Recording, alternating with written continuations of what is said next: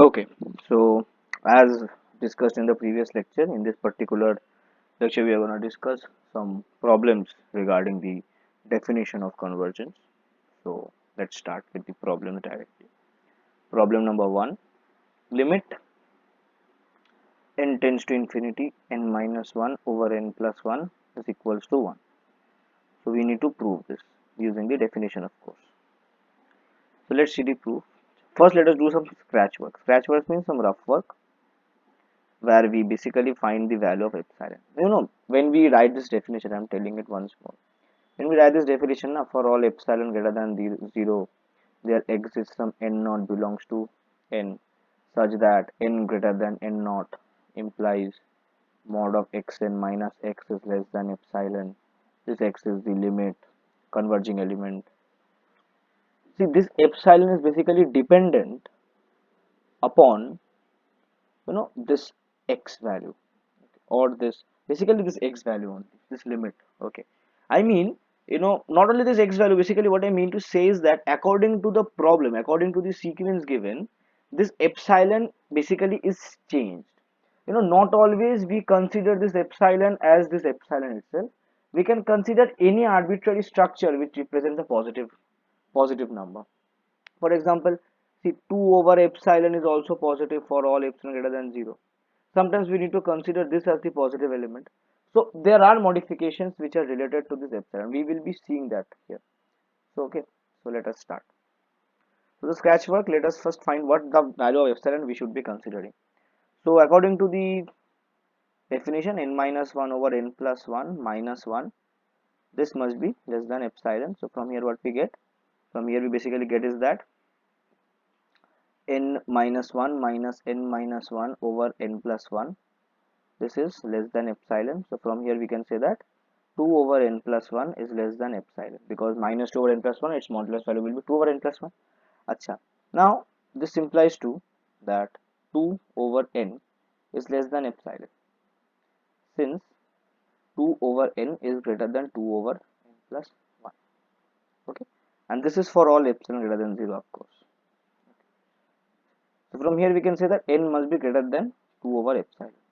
Now see, by Archimedean property, we can always we can always have a natural number which is greater than 2 over epsilon, right? What was the Archimedean property? There exists n the natural number such that n is greater than y over x, right? So now we come to the proof. We will use this scratch work only to have the proof. So we do it like this. See, for all epsilon greater than 0, there exists some n naught belonging to zero naturals such that n greater than n naught implies n is greater than 2 over epsilon by Archimedean property. Okay. From here we can say that epsilon is greater than 2 over n. Further we can say that 2 over n plus 1 is less than 1 is less than epsilon, because 2 over n plus 1 is less than 2 over n. From here we can say minus 2 over n plus 1 and its modulus will be less than epsilon, right? From here what can we say? That mod of n minus 1 minus n plus 1 over n plus 1 will be less than epsilon, and from here we get n minus 1 over n plus 1 minus 1 is less than epsilon, which implies limit, and this is for all epsilon greater than 0, of course, which implies limit n tends to infinity n minus 1 over n plus 1 is equals to. Got this proof? Is this proof clear to you people? Got it?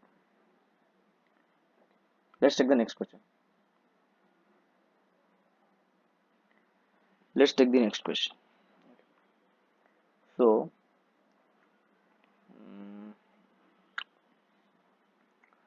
let's take the next question. So limit n tends to infinity 1 over n square plus 4 is equals to 0. Okay, let's see this. So how can we do this basically? So first do the scratch work. scratch work.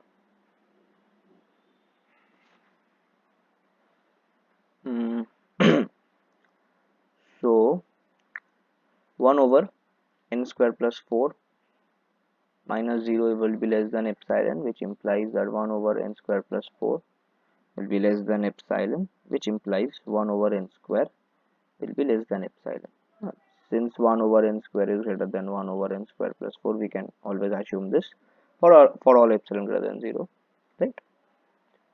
From here we can say that n is greater than 1 over epsilon and its root. Again, we can consider any natural number greater than 1 over root over epsilon for all epsilon greater than 0 by the Archimedean property, right? So these things are getting clear, right? So what we can do from here is that, so now the proof, okay? Now the proof. So how to do the proof basically? So for all epsilon greater than 0, there exists some n naught belongs to n such that n greater than n naught implies n is greater than 1 over root epsilon, and this is by the Archimedean property. Okay, this is by the Archimedean property. From here what can we do? So from here we can say that n square is greater than 1 over epsilon, which further yields that 1 over n square is less than epsilon, which further yields 1 over n square plus 4 is less than epsilon, right? Because since 1 over n square is greater than 1 over n square plus 4, right? So from here what can we do? So from here we get 1 over mod of 1 over n square plus 4 minus 0 is less than epsilon, which yields limit n tends to infinity 1 over n square plus 4 is equals to,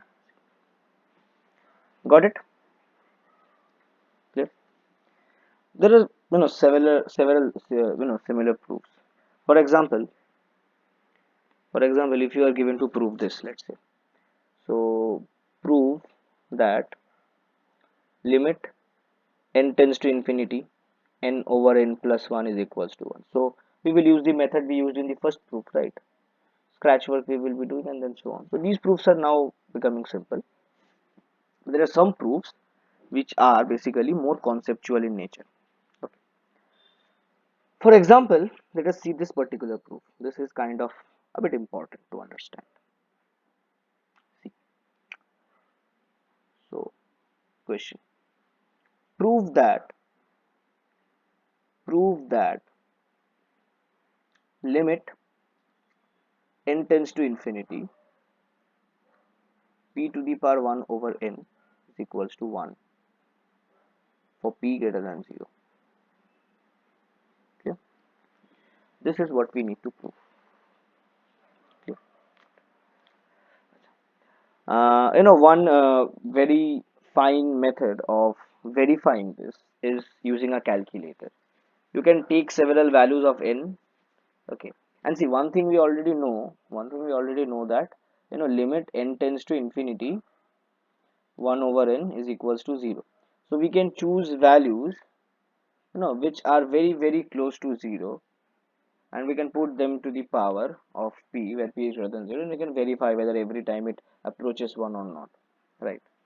Suppose for example 2, we can choose the 2 to the power 0.0001, 2 to the power 0.00001, and so on. We can, I'm just arbitrarily speaking, we can do so. Proving this is quite a bit conceptual and quite a bit different from the methods we just used. Okay, because here we need the binomial expansion concept. Let us see how. See, Acha, this is nth term of one particular sequence, right? So let xn is equals to p to the power 1 over n. From here what can we say? Okay, let it be p to the power 1 over n minus 1. Okay, from here what can we say? The p is equals to xn plus 1 whole to the power n, and it can be expanded as 1 plus n times xn plus nc2, right, xn square, and so on. Okay, and this n tends to infinity, so this continues, right? Now carefully notice that since n tends to infinity, see this particular part, okay, I mean this 1 plus nxn, this can be shown that P is basically greater than equals to 1 plus nxn. And what is this? This is the Bernoulli's inequality. You remember, I guess. Bernoulli's inequality, right? Bernoulli's inequality. And from here, what can you say? That xn is less than equals to P minus 1 over n. Xn is less than equals to P minus 1 over n, right? So now basically what you do is that, and see, one more thing. So from here we can say basically that we can assume this particular term as the term of another sequence, let's say P minus 1 over n. We can assume it in such a way. Clear? Yeah.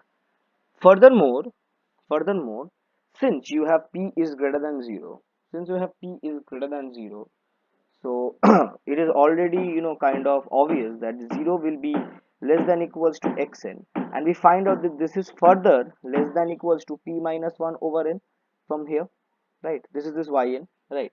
And now remember what we had studied in the concepts of sandwich theorem. So in sandwich theorem we studied that if the limit of this one and the limit of this one are same, then the limit of this will be identical to the limits of these two sequences. Acha, limit n tends to infinity of 0 will be 0. This is obvious. Limit n tends to infinity, P minus 1 over n will be 0. Okay, since P minus 1 assumed as constant, or is constant rather, and limit n tends to infinity 1 over n is equals to 0, which you already know. So that implies by sandwich theorem,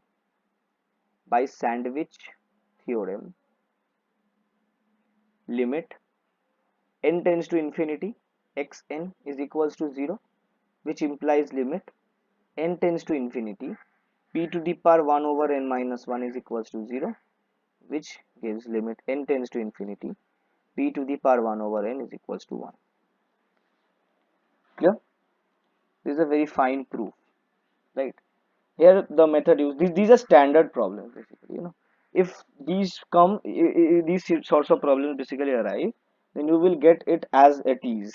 Okay, on binomial expansion we get several problems like, in the same way. Okay, binomial expansion, and then you use sandwich theorem. For example, there is one more of this kind, which says that prove that limit n tends to infinity n to the power 1 over n is equals to 1. Okay, there we use P greater than 0, here we use n greater than n, here we use directly n. Okay, so here also we will use binomial expansion, but here the inequality case will be a bit different. Okay, I'm telling you the reason behind that. See what is happening here. So initial steps will be same. So let xn is equals to n to the power 1 over n minus 1. From here you get n to the power, so basically n is equals to xn plus 1 whole to the power n. On expanding it, you get this as 1 plus nxn plus n into n minus 1 over 2 xn square, and so on, right? But carefully notice that here if we say that n is greater than or equal to this much, then it won't be valid. Then it basically won't be valid. You can obviously, check on your own that n cannot be written n greater than or equals to 1 plus nxn, but we can write that this is greater than n. This we can obviously write that n is greater than or equals to n into n minus 1 over 2 xn square, right? Here we cannot give this greater than or equal to symbol, but we can use it here for this term, right? So from here what can we say? So this n eventually cancels out. We can say that xn is less than equals to 2 over n minus 1 and the root over of this one, right? So from here what can we write? That 0 is greater than xn, which is greater than equals to root over of 2 over n minus 1. Limit of n tends to infinity, root over of 2 by n minus 1. What will the value of this? This will obviously be 0, since limit of n tends to infinity 1 over root over of n minus 1 is equals to 0. Okay, see the reason I am telling you, the intuitive reason I am telling you. See, n tends to infinity, this means n minus 1 tends to infinity. Okay, this means root over of n minus 1 tends to infinity. So that means 1 over root over of n minus 1 tends to 0. So from here you can say by sandwich theorem, by sandwich theorem, limit of n tends to infinity xn is equals to 0. So from here what can we say? That limit of xn n tends to infinity, here you have n to the power 1 over n minus 1 is equals to 0, which implies limit n to the power 1 over n tends to infinity is equals to, clear? Got it? Okay, so this is the concept of some problems regarding sequences. Okay, I will obviously try and give you a homework. You can try it on your own, quite simple to understand. Limit n tends to infinity, xn is equals to 2. Prove that this implies limit n tends to infinity 2xn minus 1 by 3 is equals to 1. So just use this concept here, nothing else. Okay, just use this concept here. Got it? Well, do it pretty much easily. Okay, so see, if you solve this using limit, then it's quite simple, right? Because this can, you can check it on your own. So this can be limit n tends to infinity 2 times, so you can write it like this. So 2xn minus 1 divided by limit n tends to infinity 3. From here we get, so n tends to infinity of xn is 3. So from here we get 2 into 3 minus 1. Sorry, it's 2. So 2 into 2 minus 1 by 3, that is equals to 1. Try to prove it. Okay, you can comment down if you don't understand the proof, and I will be surely showing it in the next lecture. This much is clear, I guess. Okay, so this is all about this lecture. We are not gonna extend this lecture anymore. No, this lecture was solely meant to solve some problems regarding this. Okay, nothing else. In the next, from the next lecture onwards, we are gonna discuss some more topics regarding the sequences. So meet you guys in the next lecture.